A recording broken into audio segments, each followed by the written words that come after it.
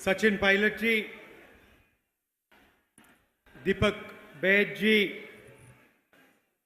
भूपेश बघेल जी, चरणदास महंत जी,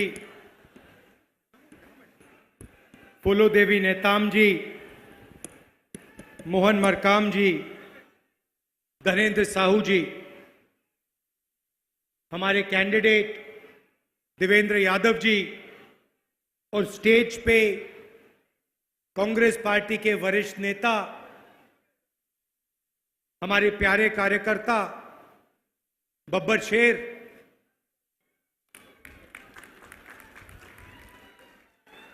भाई और बहनों, प्रेस के मित्रों, आप सबका यहां बहुत बहुत स्वागत, नमस्कार। ये चुनाव मामूली चुनाव नहीं है। इसमें विचारधारा की लड़ाई है। एक तरफ कांग्रेस पार्टी, इंडिया गठबंधन और दूसरी तरफ बीजेपी। और जो लोग राजनीति को समझते हैं और हिंदुस्तान में ऐसे करोड़ों लोग हैं, उनको मालूम है कि ये चुनाव संविधान का चुनाव है, संविधान को बचाने का चुनाव है। ये जो हमारा कॉन्स्टिट्यूशन है, जो संविधान है, इसको प्रधानमंत्री जी, बीजेपी के नेता, आरएसएस के लोग खत्म करना चाहते हैं, बदलना चाहते हैं। एक तरफ वो कॉन्स्टिट्यूशन को खत्म करने में लगे हैं और दूसरी तरफ कांग्रेस पार्टी इसको बचाने की कोशिश कर रही है।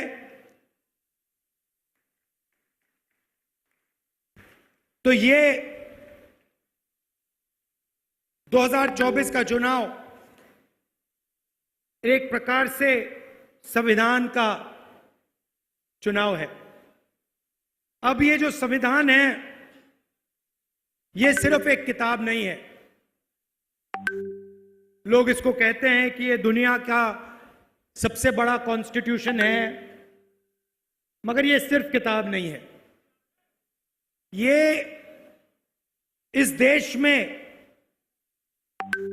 ये गरीबों को अधिकार देता है, ये गरीबों की रक्षा करता है, प्रोटेक्शन देता है, उनके भविष्य की देखभाल करता है और देश में उनकी आवाज और उनका जो जीने का तरीका है, उसकी रक्षा करता है। बीजेपी चाहती है कि इसे फाड़ के फेंक दिया जाए और राज 20-25 लोग अरबपति करें और बाकी जनता देखती रहे। बीजेपी के नेता कहते हैं, एक नहीं अनेक ने कहा है कि हमारी सरकार बनेगी तो इस बार हम कॉन्स्टिट्यूशन को, संविधान को खत्म कर देंगे। दूसरे नेता कहते हैं कि रिजर्वेशन को खत्म कर देंगे। देखिए, संविधान में से रिजर्वेशन निकला, संविधान में से वोट निकला, संविधान में से पब्लिक सेक्टर निकला, संविधान में से आपके अधिकार आए, आपके जो हक हैं, ये सब संविधान की देन है। और अगर ये चला जाएगा तो आदिवासी भाइयों को मैं कहना चाहता हूं, आपका जल, आपका जंगल, आपका जमीन, आपकी जमीन, जीने का तरीका, भाषाएं गायब हो जाएंगे। बीजेपी के लोग आपको वनवासी कहते हैं। आप वनवासी नहीं हो, आप आदिवासी हो। आदिवासी का मतलब वो लोग जो इस देश के, इस धरती के पहले मालिक थे।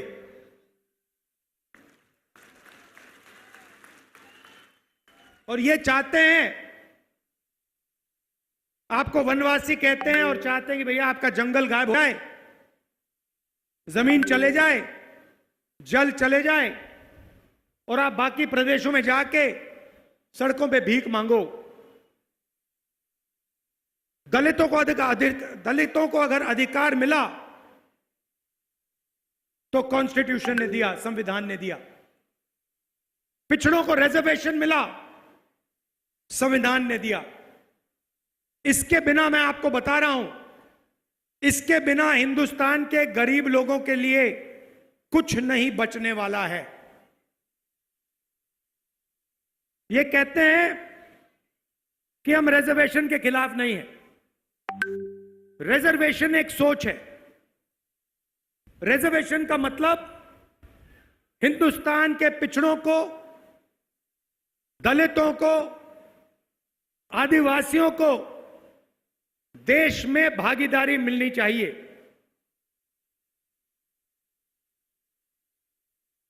इन्होंने, देखिए, जब ये किसी पब्लिक सेक्टर यूनिट को प्राइवेटाइज करते हैं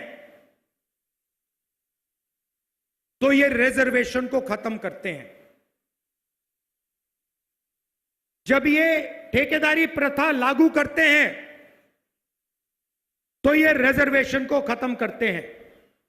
जब ये अग्निवीर जैसी योजना लाते हैं तो ये रिजर्वेशन को खत्म कर रहे हैं। पब्लिक सेक्टर में दलितों को, आदिवासियों को, पिछड़ों को जगह मिलती थी। जैसे ही पब्लिक सेक्टर को प्राइवेट कर दिया जाता है, प्राइवेट सेक्टर में ना एक दलित को, ना एक आदिवासी को, ना एक पिछड़े को जगह मिलती है। यह सच्चाई है। मैं चैलेंज करता हूं किसी भी बीजेपी के नेता को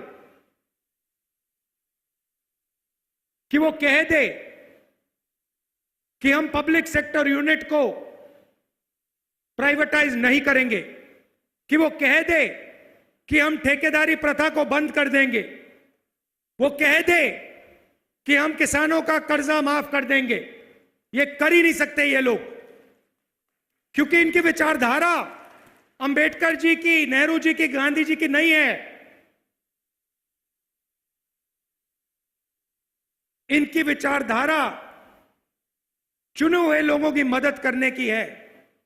इनकी विचारधारा अदानी और अंबानी जैसे लोगों को हिंदुस्तान का पूरा धन, जमीन, जंगल, जल देने की है। अब क्या हुआ?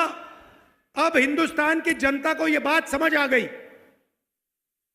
पता लग रहा है चुनाव में कि हर दलित को, हर पिछड़े को, हर आदिवासी को यह बात समझ आ गई है कि ये बीजेपी के लोग, नरेंद्र मोदी संविधान को खत्म करने में लगे हैं।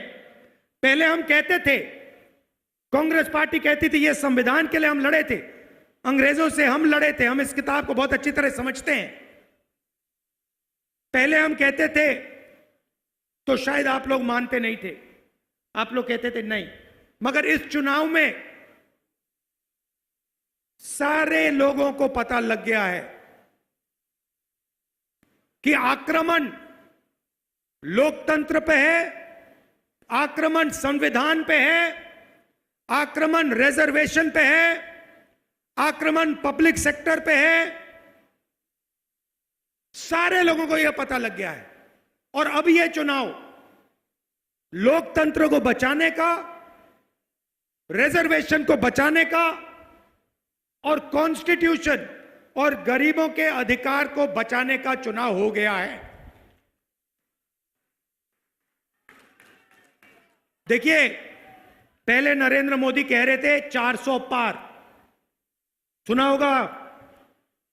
अब बोल रहे हैं 400 पार, अब 150 पार नहीं बोल रहे हैं। क्योंकि और बयान आ रहे कि नहीं, हम कॉन्स्टिट्यूशन के खिलाफ नहीं हैं, हम रिजर्वेशन के खिलाफ नहीं हैं, हम लोकतंत्र के खिलाफ नहीं हैं। क्यों? क्योंकि उनको मालूम पड़ गया है कि देश की जनता को बात, असली बात, नब्ज पकड़ ली है देश की जनता ने कि ये लोग कॉन्स्टिट्यूशन को, गरीबों के अधिकार को जड़ से खोदकर फेंकना चाहते हैं। और मैं आप और आप सब मिलकर देश के दलित, आदिवासी, पिछड़े, गरीब, जनरल कास्ट के लोग, माइनॉरिटीज के लोग मिलकर इस किताब का, इस कॉन्स्टिट्यूशन का रक्षा करने जा रहे हैं। इसको कोई रद्द नहीं कर सकता, इसको कोई खत्म नहीं कर सकता, कोई शक्ति नहीं पैदा हुई है दुनिया में, हिंदुस्तान में छोड़ो, नरेंद्र मोदी छोड़ो, दुनिया में कोई शक्ति नहीं है जो इसको रद्द कर सके, इसको फाड़ के फेंक सके। अब सवाल उठता है, इन्होंने 22 लोगों को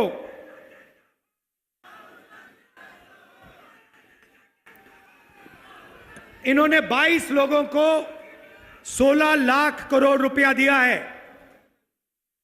16 लाख करोड़ रुपया मतलब 25 साल का मनरेगा का पैसा 22 लोगों को पकड़ा दिया। हमने कर्जा माफी की थी किसानों की।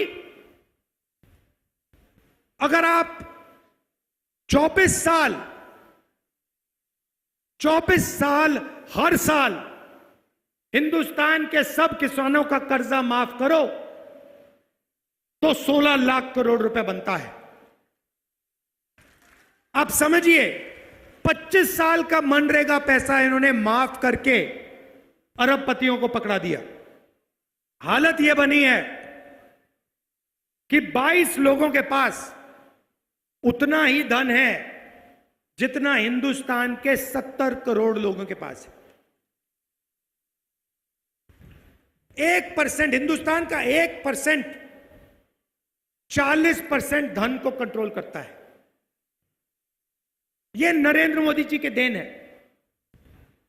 पब्लिक सेक्टर के यूनिट प्राइवेटाइज करते जाते हैं, रेलवेज को प्राइवेटाइज करने की कोशिश कर रहे हैं।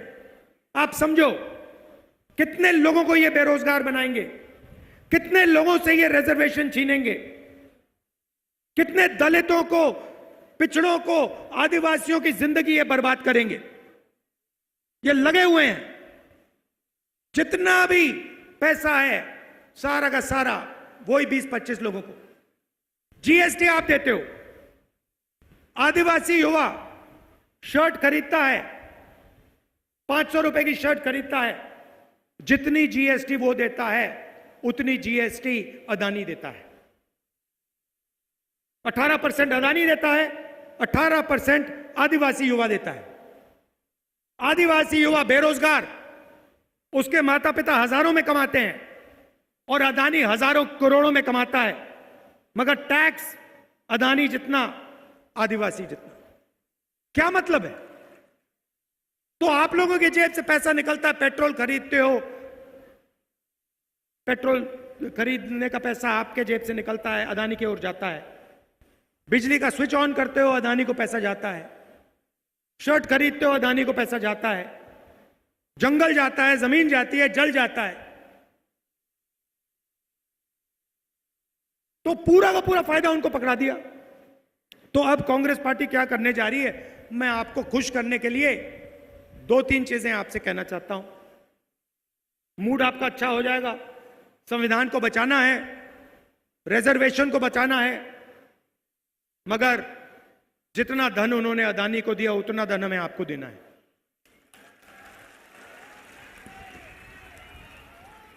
उन्होंने 20-22 अरबपति बनाए, हम करोड़ों लाखपति बनाने जा रहे हैं।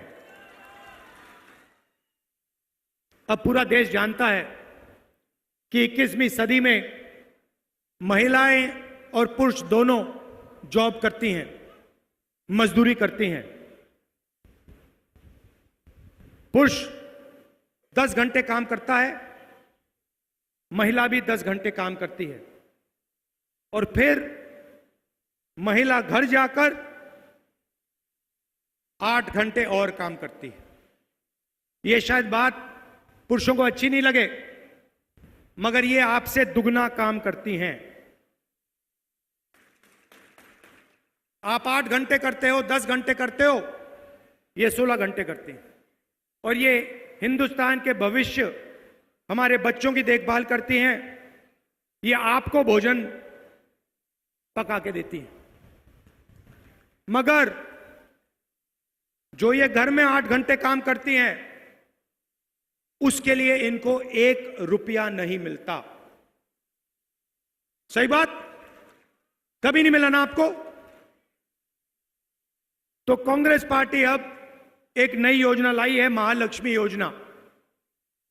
हिंदुस्तान के गरीब परिवारों की लिस्ट बनेगी। करोड़ों परिवार हैं, सबकी लिस्ट बनेगी। हर परिवार में से एक महिला का नाम चुना जाएगा।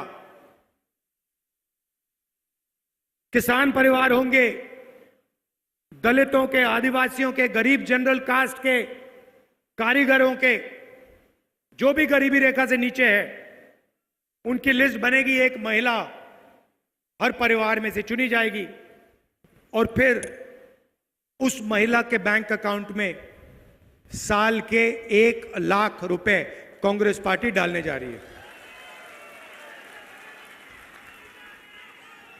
8,500 रुपए महीने के, हर महीना पहली तारीख ठका ठक 8,500 रुपए बैंक में। 1 लाख रुपया साल का, करोड़ों महिलाओं को। क्रांतिकारी स्कीम है। दुनिया में किसी सरकार ने ऐसा काम नहीं किया है। हिंदुस्तान की सरकार पहली सरकार होगी जो यह काम करने जा रही है।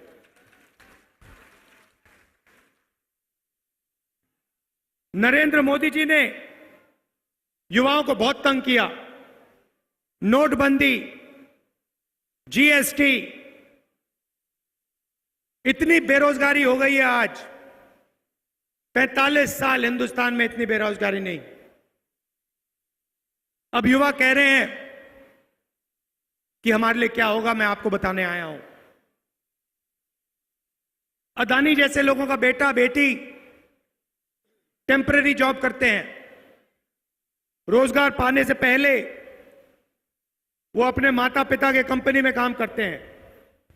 6 महीने, 1 साल की अप्रेंटिसशिप होती है, ट्रेनिंग होती है, उनको जेब में पैसा मिलता है। मगर यह सुविधा हिंदुस्तान के करोड़ों युवाओं को नहीं मिलती। आम ग्रेजुएट्स को, डिप्लोमा होल्डर्स को नहीं मिलती। आपका पेपर लीक होता है, आपको कष्ट पहुंचता है, आपको रोजगार नहीं मिलता, आपको अप्रेंटिसशिप भी नहीं मिलती। इसीलिए कांग्रेस पार्टी हिंदुस्तान के करोड़ों बेरोजगार ग्रेजुएट्स को, कॉलेज यूनिवर्सिटी ग्रेजुएट्स को, डिप्लोमा होल्डर्स को अप्रेंटिसशिप का अधिकार देने जा रही। पहली नौकरी पक्की। आपको अधिकार मिलेगा। हिंदुस्तान की सरकार गारंटी करेगी 1 साल की नौकरी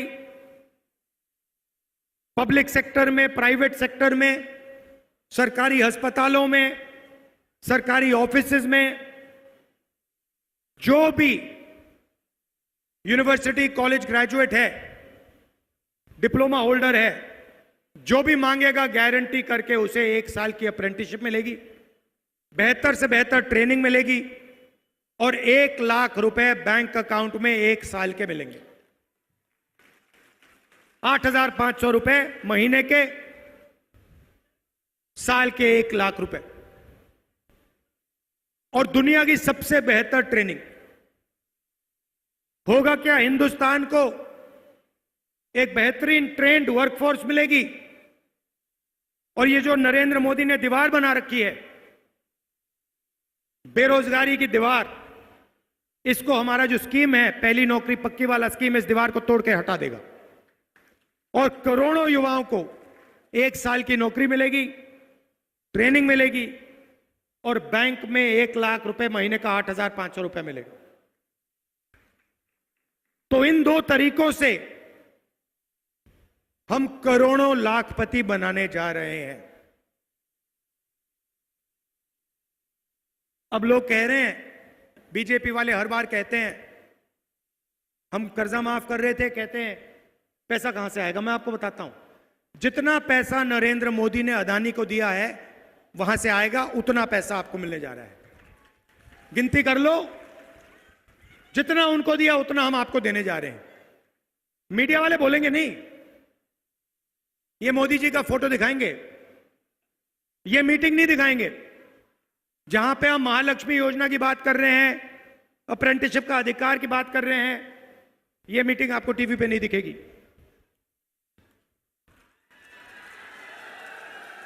ये भी पता लगा लो भाई और बहनों, ये भी पता लगा लो, मीडिया के मालिकों में, बड़े बड़े एंकर्स में आदिवासी कितने हैं, दलित कितने हैं, पिछड़े कितने हैं, ये पता लगा लो।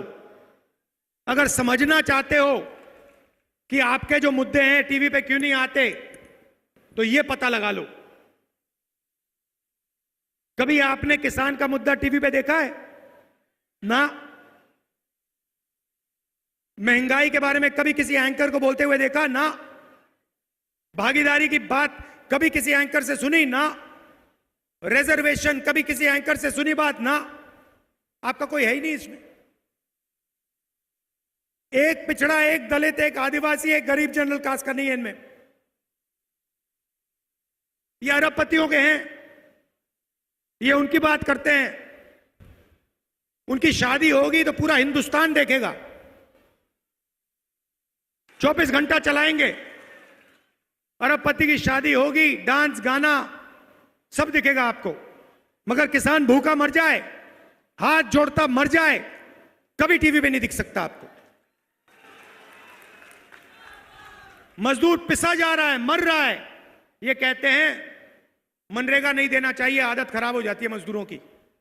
मगर जब अरबपतियों का कर्जा माफ होता है तो उनकी आदत खराब नहीं होती।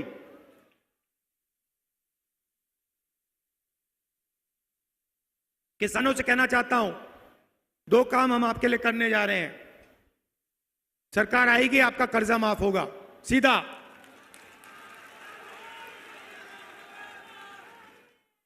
और आपको legal guarantee minimum support price MSP देने जा रहे हैं हम।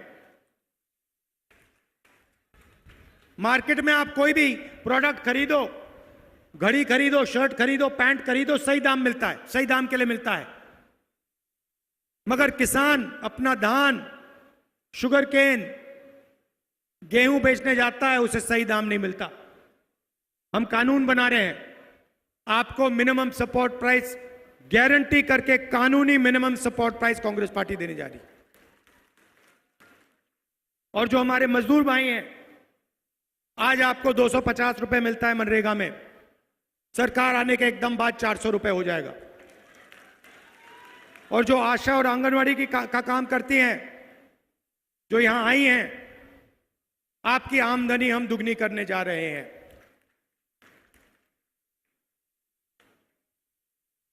ये कांग्रेस पार्टी आपके लिए कर रही है। अब आप बीजेपी का मैनिफेस्टो देखिए, उसमें आपको कहेंगे कि भैया चांद पे पहुंचा देंगे 2 हिंदुस्तानियों को। मोदी जी कहेंगे कोविड आता है, मोदी जी कहते हैं थाली बजाओ, मोबाइल फोन की लाइट जलाओ। और काम 22-25 लोगों का होता है।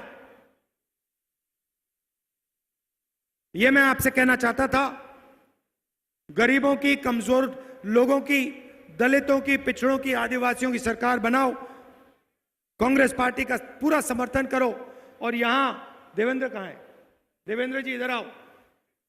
इसको भैया लोकसभा में पहुंचाना है, ये आपकी जिम्मेदारी है। ये मैं इसको जानता हूं, ये आपके लिए अच्छा काम करेगा। पूरा दम लगा के, युवा है यहां, जो युवा हैं, पूरा दम लगा के इसका समर्थन करना है, इसको जिताना है, पहुंचाना है वहां पे लोकसभा में। आपकी रक्षा करेगा। धन्यवाद। और सबसे जरूरी बात मत भूलना, इसकी रक्षा हो रही है और इसके बिना इस देश में दलितों के लिए, पिछड़ों के लिए, आदिवासियों के लिए, अल्पसंख्यकों के लिए, गरीब जनरल कास्ट के लिए कोई जगह नहीं रहेगी।